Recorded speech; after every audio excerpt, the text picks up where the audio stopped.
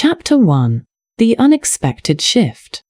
Stella's heart raced as she finished her entry quest in Virtual Throne, the newly launched, hyper-immersive RPG. The game was everything the trailers promised, a sprawling cyberpunk metropolis drenched in neon lights and drenched in danger. She took a moment to admire her avatar, Blade, an edgy, silver-haired figure decked out in a midnight jacket with glinting cybernetic implants. Blade looked effortlessly cool, but Stella knew that, in terms of game progression, she was still at the very bottom of the food chain. Only by grinding through missions, hacking terminals, and upgrading her gear could she hope to survive, much less make it to the upper echelons. "All right," she murmured, stretching her fingers. "Let's get those levels." Just then, her screen glitched, freezing Blade mid-stride. A red error message blinked across her display. "Server error. Reconnecting." "Come on," Stella groaned, tapping her keyboard and jiggling her mouse. But the screen only froze more solidly, static flaring up and distorting her view of the virtual city. Her hand hovered over the power button, just as the screen's brightness shot up with an intensity that burned white, swallowing her vision completely. She squeezed her eyes shut, heart pounding. When Stella opened her eyes, it took a moment for her to process the scene. She was no longer staring at her computer screen. She was in the game. The street beneath her boots was cold, solid, and gritty. The musty, metallic stench of the cyber city hit her nostrils, sharp and acrid.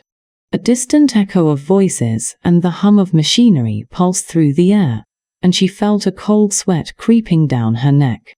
She looked down at herself. She was no longer in her familiar clothes but rather in Blade's attire, complete with the silver-streaked hair, black jacket, and, when she raised her hands, metal-plated fingers.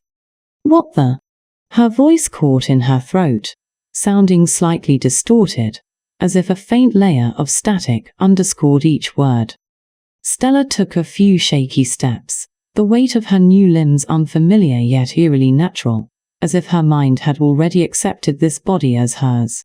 She pulled up her interface menu out of habit, but no logout button or setting menu appeared.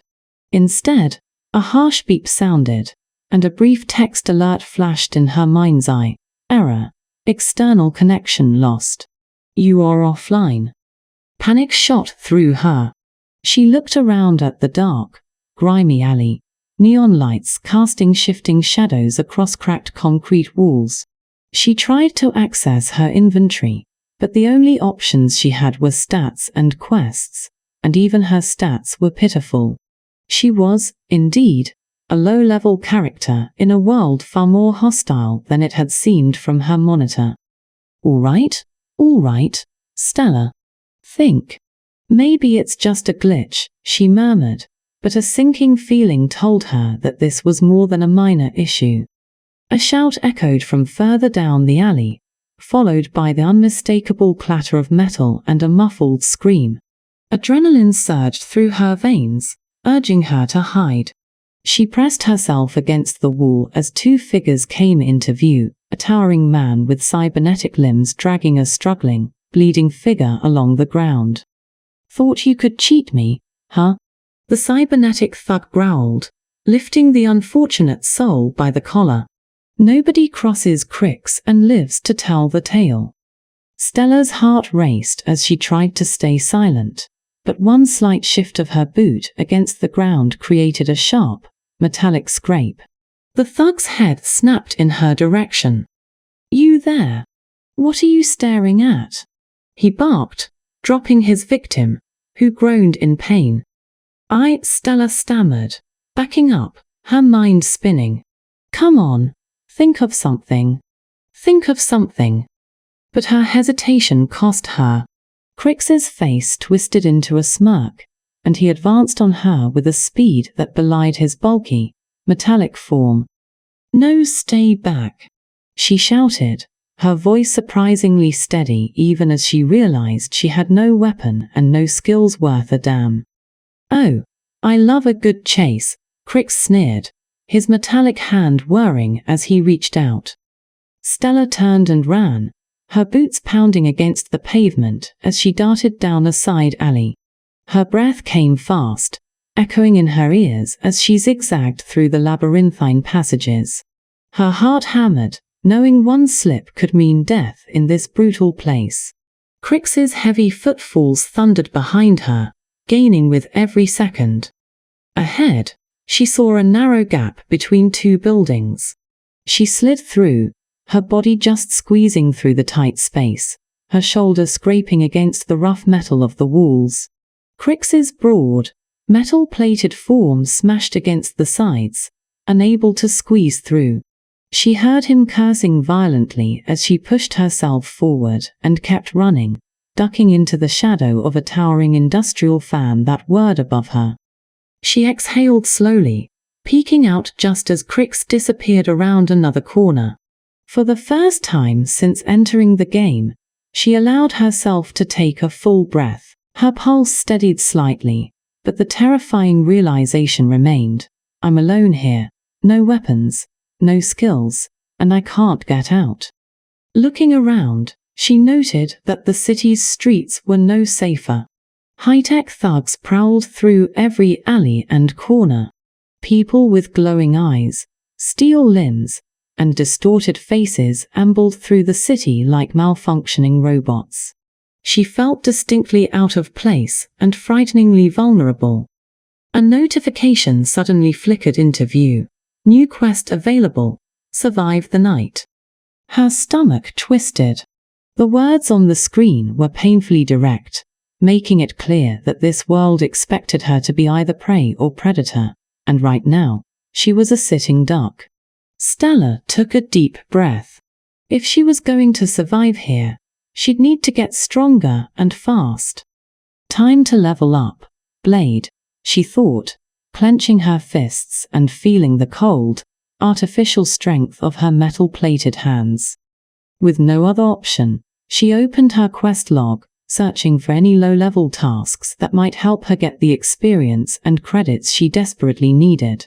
Scrolling down, she found a starter quest, something involving retrieving data from a low-security terminal across the city. Not ideal, but it was a start. Staying hidden in the shadows, she made her way across the slums, noting every sight and sound.